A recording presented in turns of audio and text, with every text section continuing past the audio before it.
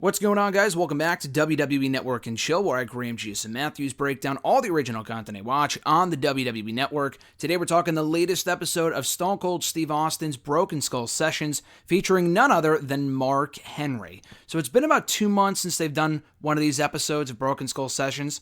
The last one featuring Ric Flair back in April. They had been doing one once a month, dating back to November with Taker. They did Taker in November. In December, they did Goldberg. January was Kane. February, Big Show. March, Bret Hart. April, Ric Flair. All legends, obviously. It would be cool to see some modern stars on the podcast, but I guess they kind of want to have on people that Stone Cold came up either in the business with or knows well. I'm not sure. Like, for example, it would be cool to see John Cena on the show or Randy Orton. I mean, that's not too current, but they are still active to a certain extent. So we got Mark Henry here on the show. He's been retired now for a few years. He and Austin know each other pretty well from their Attitude Era days, and I've heard interviews with Mark Henry in the past. A lot of what he talked about here on this episode, which clocks in at over almost an hour and 20 minutes, actually. Not quite as long, I don't think, as the Ric Flair one, which was like an hour and 40 minutes from Easter Sunday 2 months ago. But it's still pretty long for a Mark Henry episode. So a lot of what he talks about was already discussed on his documentary that I reviewed here on the channel about a year and a half ago. I want to say from early 2019. It's called like The World's Strongest Man or something like that. And it's really good, but just be wary going into this that a lot of what he talks about has already been discussed other places. But to kick it off, Austin asks him, what are you up to today? Because he retired from the ring unofficially about 3 years ago. I think it was his last match.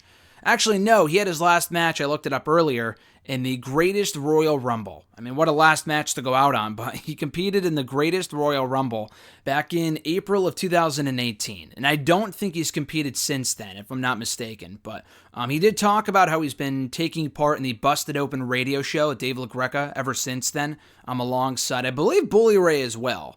They didn't mention Bully Ray here. They did say Dave LaGreca. They didn't mention Bully Ray, who has been a part of the bump, so it's not like, oh, he's a part of Ring of Honor, we can't mention him. It's like, no, he's been on the WWE programming in the past, in the last couple of months even. He also talks about working on a new book, a new autobiography, something about being the world's strongest man or whatever, his life story, and that should be out soon, he's hoping, or should be done with that soon. He talked about how he's been blessed to last as long as he did in WWE, in the ring. He started wrestling way back when in 95. In 95 when he first signed to the company, he had not wrestled, in a professional wrestling, environment anyway. Prior to that point, he lasted up until, again, 2018 was his last match to date. That's almost 23 years. That's insane. There were periods where he was gone, and not completely gone from the company, but like off TV, either with injuries or down back in developmental, training to get better, whatever. But overall, though, he had been with the company for 23 years. And if I'm not mistaken, he remains with WWE to this day in a Legends deal. I don't know where he's been lately, probably like on the bump. I know, again, he's been on Busted Open Radio. But I know I've seen him on Backstage before on the FS1 show, which has actually since been canceled, interestingly enough. But I think he still works with WWE on like a Legends deal type basis, even to this day.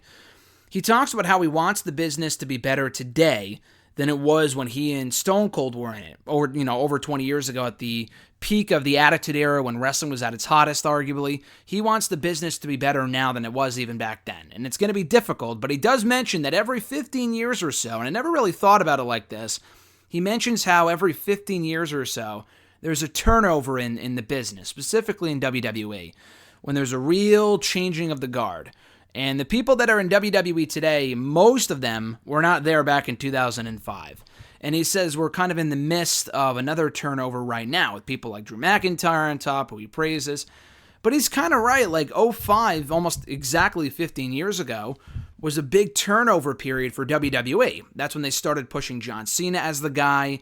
Triple H was still on top, obviously, but they were pushing Batista, Rey Mysterio, Edge, Randy Orton, all of whom are still with the company. Again, not really Batista, but, Edge is back. Randy Orton's still here. Rey Mysterio is come and gone, but he's still around in a prominent role in the show. John Cena is, come and gone. I mean, he's always under contract to WWE, but, he leaves and he comes back, whatever. Randy Orton's always been there, so he's kind of right. If you go 15 years before that, back in, like, 1990, It wasn't exactly in 1990, but by 93, Ric Flair was gone, Hulk Hogan started to leave, Randy Savage was gone about a year or two later. So he's right, by 90, every 15 years or so, 1990 to 05 to now 2020, it seems like there's a turnover period in the business where we kind of have to get used to seeing new stars, and they're in that type of period right now.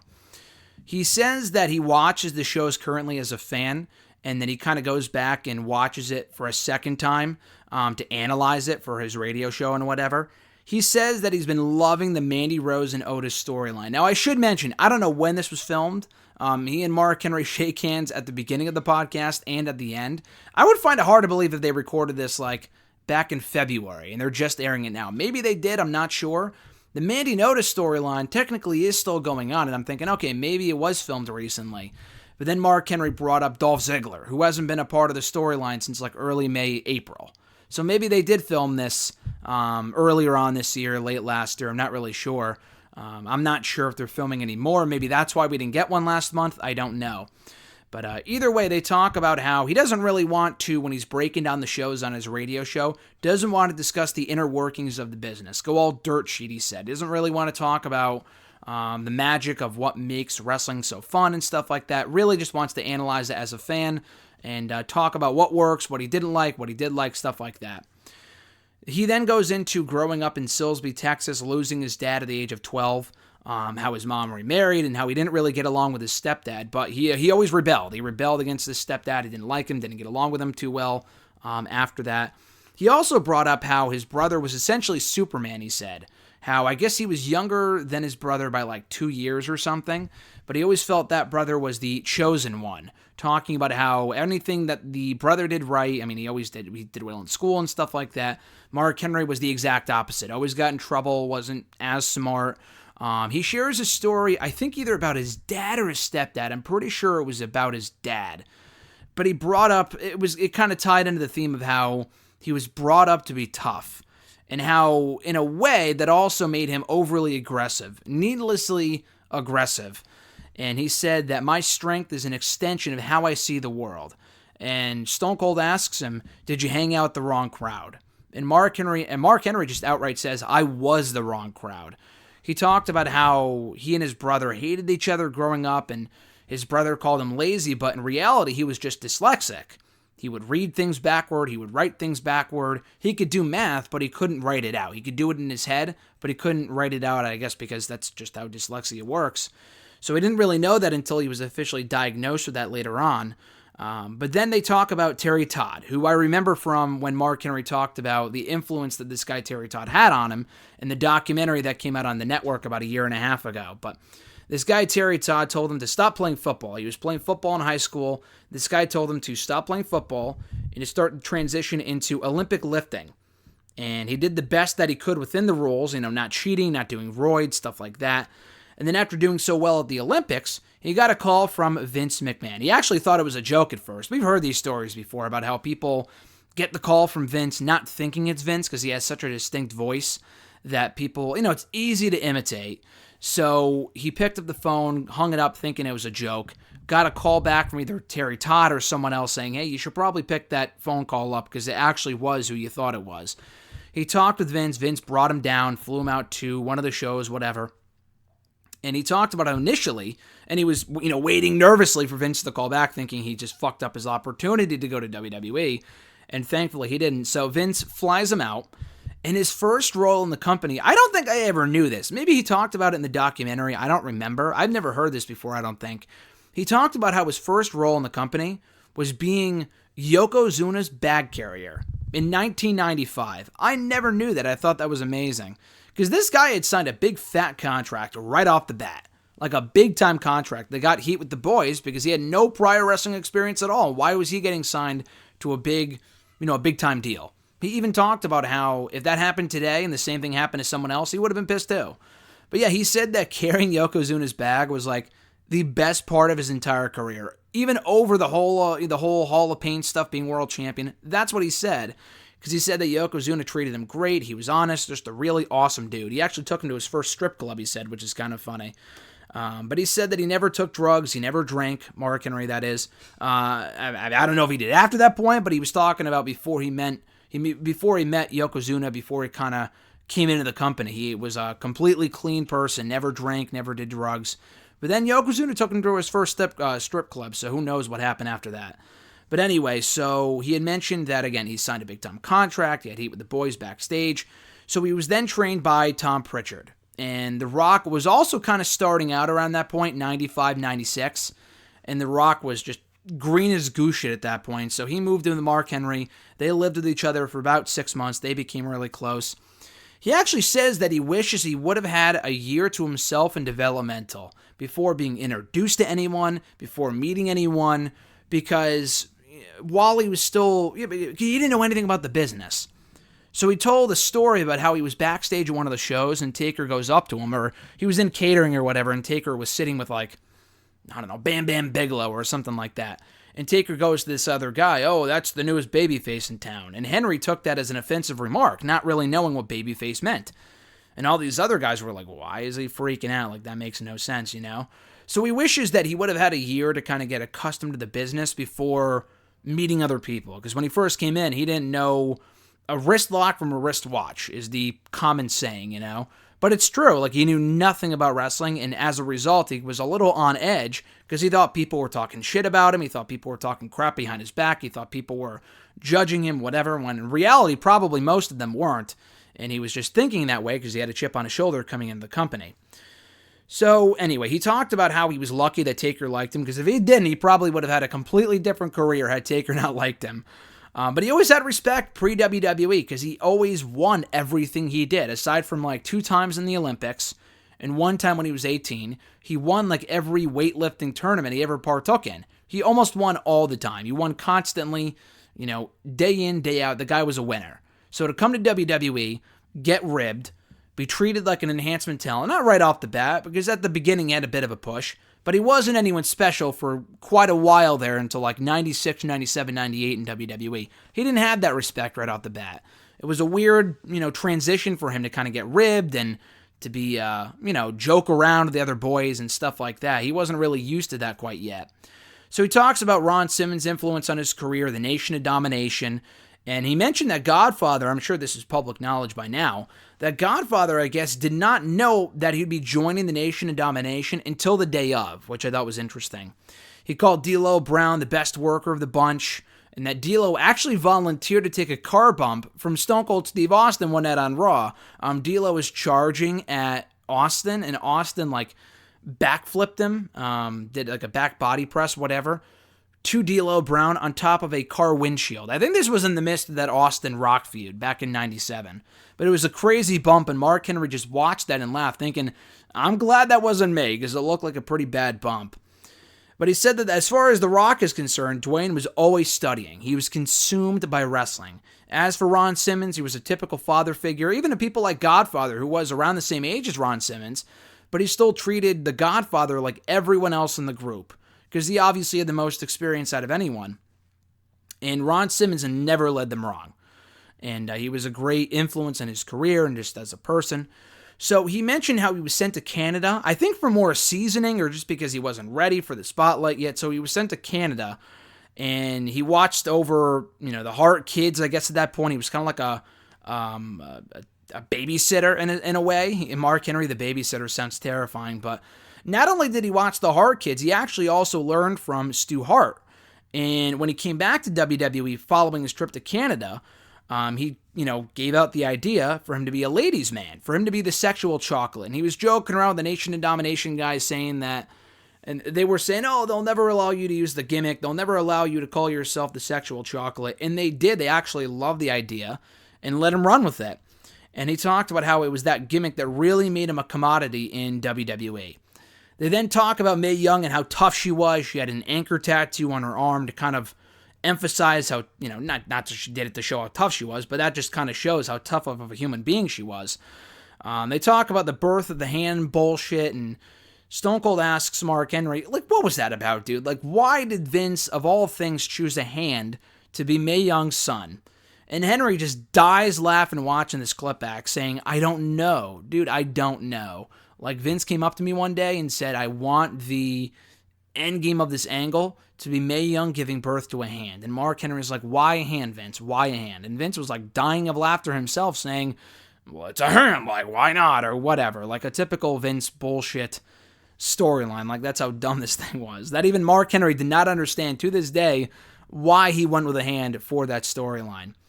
But they also talk about how Vince and Bruce Pritchard were the ones that pitched that storyline to them. And, not only the hand thing, but overall, that was the most fun he had in his entire life, career, or whatever, up to that point, was doing the whole sexual chocolate attitude era stuff. And they then go on to talk about China and how it was around this time that he started to understand the business. But yeah, they talk about China and how he really enjoyed that angle, going on dates with her in storyline, and no one was sweeter than her, Mark Henry said. So I guess soon after, he mentioned how it got to the point where he was just beaten down, and he was beaten up, and he just wasn't happy, and he almost quit. And I guess this must have been like early 2000s. So he mentioned a story with Hugh Morris, a.k.a. Bill DeMott. This, I don't know if this was like, he mentioned FCW. Obviously, this wasn't FCW. This was like early 2000s. I don't know if this was down in OVW or like a dark match. I didn't really follow the story, but he talked about how it was kind of like Keith Lee, where around this point, Mark Henry wasn't really doing anything overly athletic, but they went in there with the plan to just blow people away, him and Bill DeMott both, because they weren't really in a position to succeed. DeMott went on to do nothing. I mean, he obviously was the trainer for FCW and NXT for a while before getting canned about 5-6 years ago. But Mark Henry used that as an opportunity to show the people in the back, this is what I can do. He got a compliment from Ricky Steamboat afterward, talking about, like, that's what our business is all about. And Henry really emphasized the our business part, saying that that was the first time that it was said to him that it's not the business or my business, it's our business, talking about wrestling on the whole, which that was kind of cool. So he said that he is stronger when he's emotional. That's why, I guess he cried after that or something, or he was really emotional going into that match with Hugh Morris. So he talked about being sent to OVW, I guess after returning from Canada. So that must have been pre-sexual chocolate. I always thought that was like 2000, 2001. Like around the time that Big Show was down there to improve as well. I guess not. But he said upon coming back from Canada, he was like 400 and something pounds. So down in OVW, he lost a lot of weight, and he ended up losing like 30 to 40 pounds, though he said something like he was down to 345 after being like 430 or something. So he lost close to 100 pounds, not like 30 to 40. I'm not sure what he was talking about. But it was around that time in the early 2000s that he felt disrespected by this strongman community. So this was around the time that he was dealing with his mom's passing and really working out a lot to kind of make the time pass and whatever, to kind of get his mind off of it. And weightlifters were doing interviews with Muscle and Fitness Magazine, talking about how, oh yeah, we're the real strongest man in the world, not Mark Henry, not doing that fake shit over in wrestling. And that really offended Mark Henry. He even called himself sensitive at one point in the episode, but I mean, that would bother me too. So he went to Vince and he's like, Vince, I gotta prove to these people that I am indeed the world's strongest man. And Vince said to him, Mark, this is professional wrestling. It's sports entertainment. We exaggerate stuff all the time. And when Mark was talking about the conversation that he had with Vince, it made me think of The Greatest Showman. How, like, oh, we have this strong, the tallest man in the world and the only bearded woman in the world, blah, blah, blah. And they kind of exaggerate things. That's what WWE is. Like, Vince McMahon all the time on his show will exaggerate weights, heights. Like, Taker's not 7 feet tall. He said that he was like 6'5" or something like that. He looks like he's he looks like he's 7 feet tall. I met him a couple months ago, and I'm just under 6 feet. And he looked like he was 7 feet tall, but I don't think he is. So anyway, Vince was like, we exaggerate stuff all the time. It's sports entertainment, blah, blah, blah. And Mark Henry said, no, I got to do this. I have to do this. I have to compete, and I have to win. And Vince told him, he said, and I think he said this in the documentary, which is why I remember it. But Vince told Mark, all right, Mark, you can go ahead and do it. But listen, there is no place here for the world's second strongest man. Saying that it's going to be a well-documented fact that you're not as strong as these other guys. That's like Brock, if he went to UFC and he lost a real fight. Like he lost a UFC fight. I mean, they would probably take Brock Lesnar back because the guy's a proven commodity. Mark Henry wasn't at this point. So if Mark Henry went to that competition, was made to look like a loser, even if he wasn't second, he probably would have been brought back because it would have been, official that he wasn't a tough guy. And Brock Lesnar is kind of the same thing again. He would have come back regardless. But back in 2015, 2016, when he had that fight with Mark Hunt, how can you have this guy as an undefeated, unstoppable monster when he's losing real fights over in this other sport. It just doesn't really speak well to the character, so I kind of get where Vince is coming from. But he ended up winning that tournament in 2002 to be deemed again the world's strongest man. And when he came back, Vince was like, all right, I'm ready to push you. You're not the sexual chocolate anymore. You are the world's strongest man. So go out there and prove to me what made you the world's strongest man in the first place. And Vince knew, after he won the competition, they show a clip of, Mark Henry celebrating. And Vince knew that he didn't just hire Mark Henry to be a strong man, to be a weightlifter. He hired him because he knew that he was strong, but also that he could be an entertainer. And Mark Henry even admits that with what he's about to say, you just can't not come off as arrogant. But he goes off and says, I am the greatest strong man that ever lived. And he backs it up by saying, I'm an entertainer, I'm determined, whatever, I'm dedicated.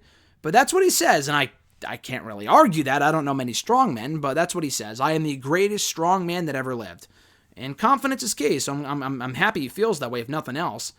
So yeah, Vince told him to ditch the sexual chocolate stuff when he came back, and that was when he started doing, the world's strongest man skits, which we've seen a lot of over the last 20 years. I didn't know they were doing them back in 2002, though, and I had never seen the following clip. So they show the clip of Mark Henry in, a garage, a parking lot, okay?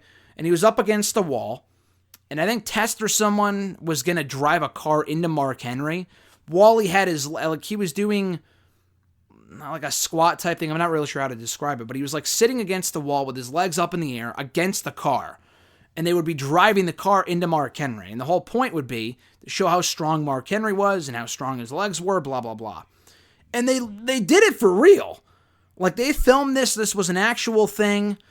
If Mark Henry's feet collapsed into the grill, which they almost did, because they're driving this car almost full speed into Mark Henry.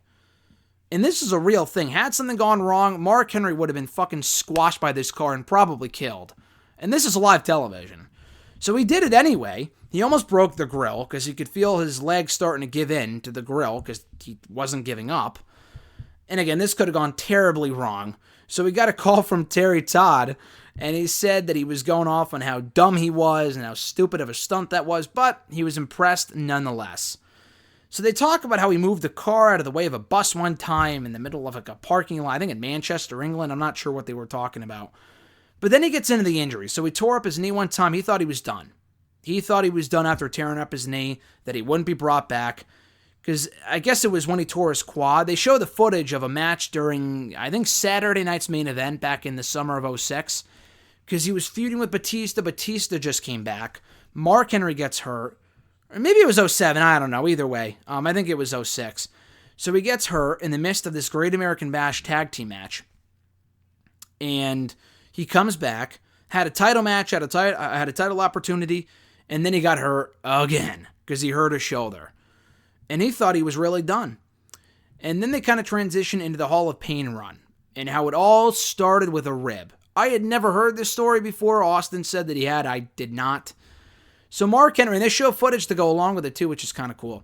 Mark Henry tells a story about how it was a dark match after SmackDown. What was supposed to be a dark match after SmackDown, I think on June 3rd, 2011, right before the whole push started. He was waiting in the ring for Sin Cara, and I guess Sin Cara never came out. The referee, it wasn't Mike Chioda, it was Scott Armstrong. He told Mark, he's wrapping up his knee in the back, he'll be out soon. He's waiting, I don't know for how long, but he's waiting forever. And Tony Chimmel's like, oh, as we wait for Mark Henry's opponent, blah, blah, blah. Have a nice night, everyone, blah, blah, blah. And everyone's leaving the arena. Mark Henry's just standing there. And the match never happened. I don't know how the night ended, but Mark Henry was so fucking pissed that he stormed off to the back and no one was in Gorilla. No one was there. So he tears shit up. He goes crazy. He destroys everything in sight. He went over to Vince's office. Vince wasn't there. He finds a SmackDown writer, Ryan Ward, who I think is still there, maybe writing NXT or something, or he used to write NXT, now he doesn't, I don't know. But anyway, so he finds Ryan Ward, and Ryan says, listen, I had nothing to do with this, Mark, but Vince is already gone. They're on their way to the airport right now, and Mark Henry was fucking pissed. So he calls up Vince, leaves him a voicemail saying that he quit. And his wife was like, yeah, you ain't gonna quit. Like, we need the money, you need to pay your bills, blah, blah, blah. But Mark Henry's like, no, it's the principle. Like, I don't deserve that. No one deserves that, especially not me after being here for so long. You don't respect me. Why the fuck would you do that? He didn't really get that it was a rib, an unfunny rib, but it was a rib. He kind of freaked out about it. So Vince talks to him and tells him, listen, you have too much to stop right now. Like, you shouldn't quit, you shouldn't leave, blah, blah, blah. And then he was like, listen, before you, and Mark Henry's like, I can't go through this again. I can't do this again. Like, you disrespected me, and respect is a big thing to Mark. Vince tells him, listen, before you make any decision, just watch this footage. And he shows the footage of Mark, storming around the ring, storming to the back, and, pauses on Mark walking backstage. And he tells him, I need this Mark Henry on my show. If you can do this, then you are unstoppable. And Mark tells him, listen, I can't be that guy, because if I go out there and be that guy, everyone's going to die. I can't control my emotions. And Vince says, yes, you can. You can't control your emotions, and you are going to control your emotions. And Mark said that when he was watching back that footage, he didn't recognize that guy. He didn't recognize the guy that was out there destroying shit and ripping shit up and whatever. But he eventually realized that there is a balance between being nice, being, a friendly guy, and being angry. So kids don't walk up to him all scared of who he is and whatever. He found that balance, which is cool. They then talk about him winning the World Heavyweight Championship back in Night of Champions 2011.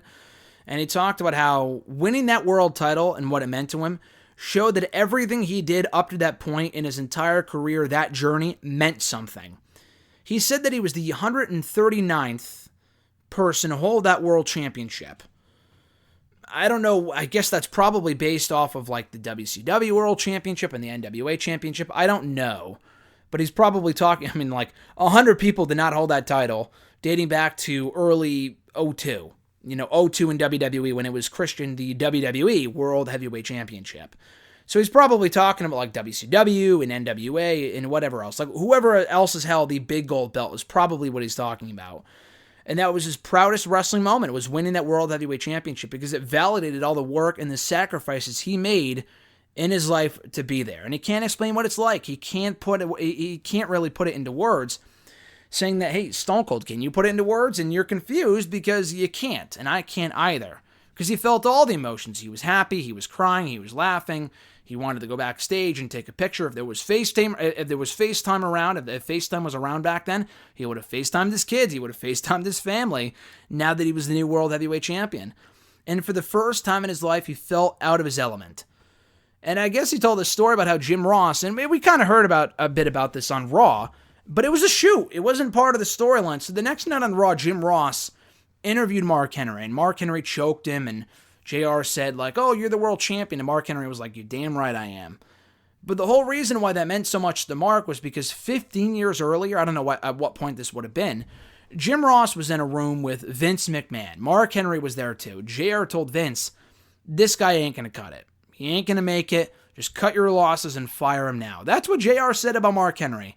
And now he was proven wrong. And it was really cool how they went back to that the night after he won the World Heavyweight Championship on Raw. So he also said that run proved that he could work with anyone. And he's right. He had a lot of very good matches during that period. Like some of the Big Show matches weren't that bad. The Survivor Series match was pretty good before the DQ finish, which was lame.